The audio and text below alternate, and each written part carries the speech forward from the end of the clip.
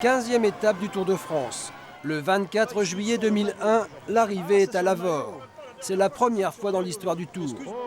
Une histoire que cet homme connaît bien.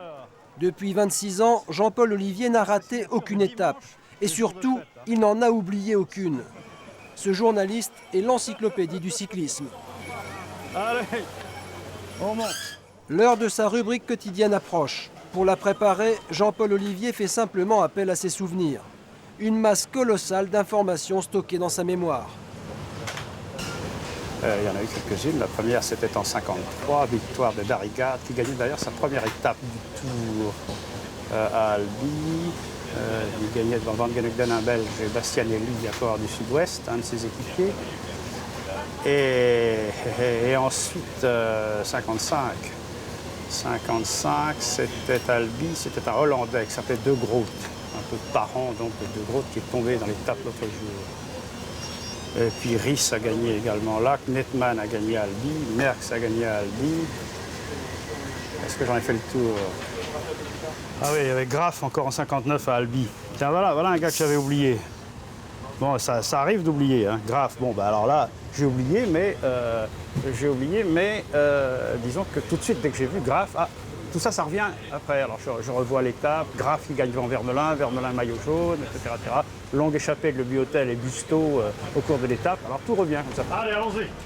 On a l'impression que rien n'est vraiment classé dans sa mémoire et que ce sont des images qui se succèdent dans sa tête dans un drôle de fatras. N'empêche qu'à l'heure du direct, l'épopée du Tour revit dans ses moindres détails. À Lavore n'est jamais arrivé, mais il est arrivé très souvent dans le département du Tarn, à Castres, mais surtout à Albi. Albi, où André Darriga, en 1953, signait le premier de ses 22 étapes victorieuses dans le Tour de France. La dernière victoire à Albi, c'était celle d'un Italien, le champion d'Italie du moment, Salvatore Comesso. Et alors son bureau, c'est énorme, quoi. C'est un truc où il y a toujours des archives qu'il note, qu'il surnote. Alors, par exemple, Jean-Paul, tu te souviens qu'il avait gagné en telle année, Jean-Paul, j'ai un trou là. Oh ben c'est un tel, il a gagné, belle manière, je me rappelle pas, et il a mis tel braquet dans tel boss et tout, tu te rappelles pas de ça. Mais alors vraiment, t'es un nazo, qui me dit. Putain, ça, c'est Jean-Paul. S'il a ce don pour retenir les anecdotes, les petites et les grandes histoires du Tour, c'est parce que Jean-Paul Ollivier a une passion pour les gens et pour les lieux. J'aime bien les gens, j'aime bien le Tour de France, j'aime bien l'histoire, j'aime bien la géographie. J'aime bien parcourir les paysages, je veux dire, tiens, un tel a couché ici, un tel a dû respirer cette terre, un tel a vu tel paysage que je vois aujourd'hui. C'est vrai qu'il ne déconnecte pas quand on est dans la voiture, quand on passe dans un village, il me dit là, telle personne est née. L'autre jour, on est passé à Célestat, il m'a dit Célestat, c'est la ville qui a sorti le plus de généraux.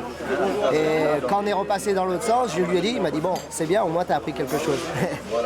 Pour que je retienne, il faut qu'il y ait de la légende, il faut qu'il y ait déjà, disons, une marge de recul. Parce que quand c'est trop frais, ça pénètre pas. Vous me dites qui a gagné l'étape avant-hier, je serais peut-être incapable comme ça. Sur le coup, je vais réfléchir, je vous le dirai bien sûr. Mais l'année prochaine ou l'année d'après, je m'en souviendrai. Je me souviendrai de toutes les circonstances qui ont eu lieu. Comment s'est passée l'arrivée à Lavore, à quel endroit nous étions, à quel hôtel j'ai couché, etc. Tout ça, ça va s'inscrire, des données comme ça. Je vais mettre des données dans mon petit ordinateur et puis tout, je sortirai au moment où.